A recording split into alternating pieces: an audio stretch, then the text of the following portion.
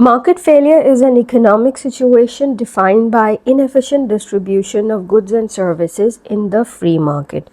The free market mechanism should produce the best allocation of resources in principle, but in reality, this is not the case. Consequently, market mechanism needs to be supported by many forms of government interventions in order to correct its failings. Due to market failures, there is presence of externalities, positive and negative, externalities of consumption and externalities of production. The policies that government uses to correct market failure are as follows, and we are going to discuss all of them one by one. Let's first discuss policies to correct negative production externalities. We are already aware what are negative production externalities. If you don't remember, please go back to lectures of the previous chapter and you will be able to recall it. First policy is specific and ad valorem indirect taxes. What are these taxes and how these taxes are different? Ad valorem is basically a Latin phrase and it translates to according to the value. This tax is imposed according to the value and according to the quantity of output. This is not like specific tax. Specific tax, as the name suggests, is specific. For example, 4 pounds tax on a packet of cigarette. This is specific tax because the amount of tax is specific. Example of ad valorem taxes are property taxes on real estate, sales tax on consumer goods, and VAT. All of these are imposed on the estimated value of the output. Let's have a look at it through a graph. Let's assume that the government imposes green tax. An ad valorem green tax or pollution tax is imposed on the firms whose actions have caused a discharge of toxic waste. Obviously, marginal private cost is less and marginal external cost is also there.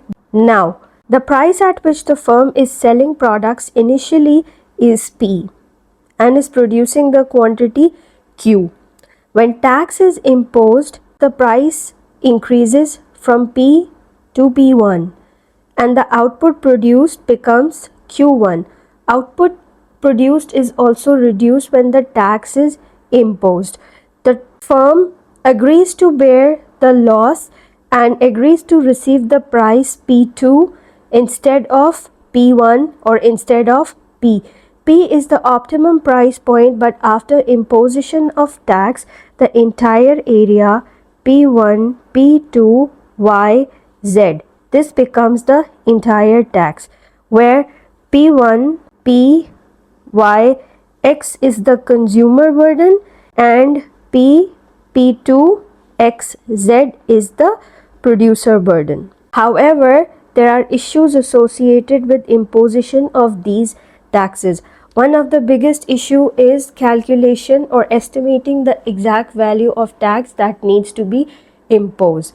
The problem arises because of the issue of putting realistic monetary value on the cost of externalities. For example, what could be the price of clean, unpolluted air? Because of this problem, the size of pollution tax that is imposed may be less than the marginal external cost. The second problem or second issue with this kind of tax is that green tax can only be effective if the demand for the product is price elastic. In case of products whose demands are price inelastic, the quantity that people are going to purchase is not going to reduce because the demand is price inelastic. If the demand is price elastic, then the consumers are going to consider alternate products that are produced using sustainable and cleaner methods. Another policy is regulation. An example of regulation is to restrict the amount of polluted waste which can be legally dumped by a producing firm. The government then needs to regulate and inspect whether the firm is abiding by the rules or not, and they are required to enforce these rules. If the damage persists, the firms can be forced to close down.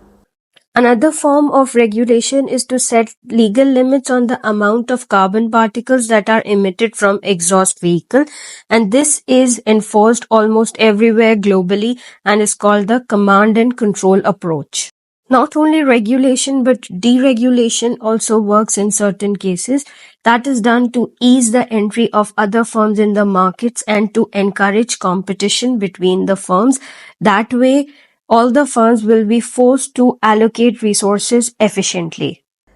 When property rights are not established properly, the market fails to allocate resources efficiently. It could lead to negative externalities and government can act to solve the problem.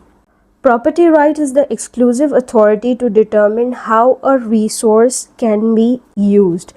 If an agreement is reached how to use a resource like a piece of land, for example, it could be made sure that only those economic transactions take place that are mutually beneficial for the producer, for the society, as well as for the consumers.